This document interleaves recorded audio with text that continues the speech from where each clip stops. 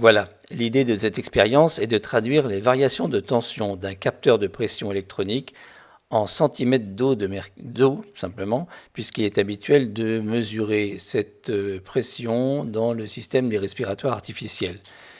Voici le réservoir d'air pour l'instant, c'est donc là une bouteille de coca qui va sur un distributeur à 2 voies, une deuxième voie, voilà.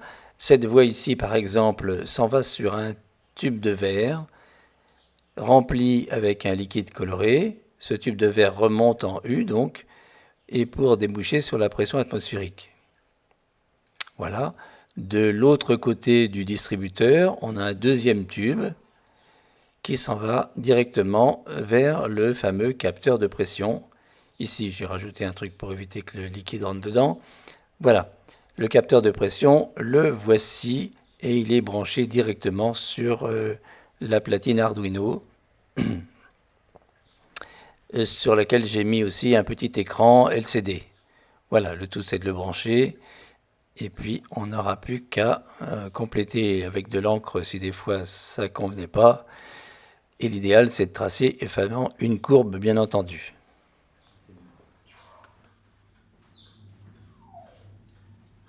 Bon, voilà donc l'expérience que je vous propose de filmer, simplement pour vous montrer comment le petit capteur, voilà, réagit. Alors ce n'est pas le capteur définitif, c'est ce capteur que j'avais déjà dans mes affaires. C'est le petit capteur qui va permettre de gérer la pression. Mais en gérant cette pression, évidemment, elle nous fournit un signal électrique. Et ce signal électrique qui va être traduit ici par un Arduino que je vais brancher tout de suite, là. Voilà. Je branche également le pôle moins de... Voilà. Alors normalement, on va avoir une valeur inscrite.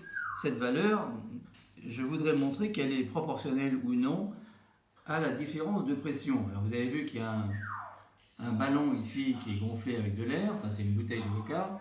Ici, il y a donc un distributeur à 2 sorties.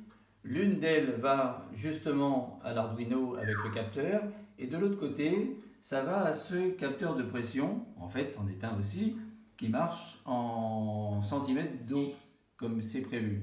Ça veut dire que si je serre la bouteille un petit peu, je devrais voir ici un niveau qui va changer. Voilà, je suis à peu près à 1 cm de pression, etc. Et on peut monter jusqu'à à peu près les 20 cm qui étaient prévus pour un poumon artificiel. Voilà, alors c'est tout ce qu'il y a à montrer. Petit à petit, le niveau se rétablit. Alors j'ai mis c'est de l'eau colorée simplement avec une cartouche d'encre en magenta. Voilà. Et le tuyau, évidemment, il faut bien vérifier qu'il n'y ait pas de bulle d'air à l'intérieur. Et puis normalement, c'est donc directement proportionnel. Et tiens, si tu peux filmer en gros plan le capteur qui se trouve ici. Vas-y, juste là. Voilà.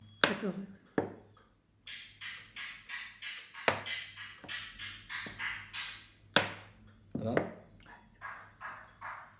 Bon, on arrête. Celui-là n'est pas assez sensible. Mais avec un véritable capteur qui va nous servir pour le poumon artificiel, eh bien, on aura ici une traduction directement en centimètres d'eau, traduit proportionnellement ou non, on verra, on va traduire avec une courbe, sous forme d'une variation de tension. Voilà, de 0 à 5 volts. J'espère que vous avez tout pigé. À bientôt.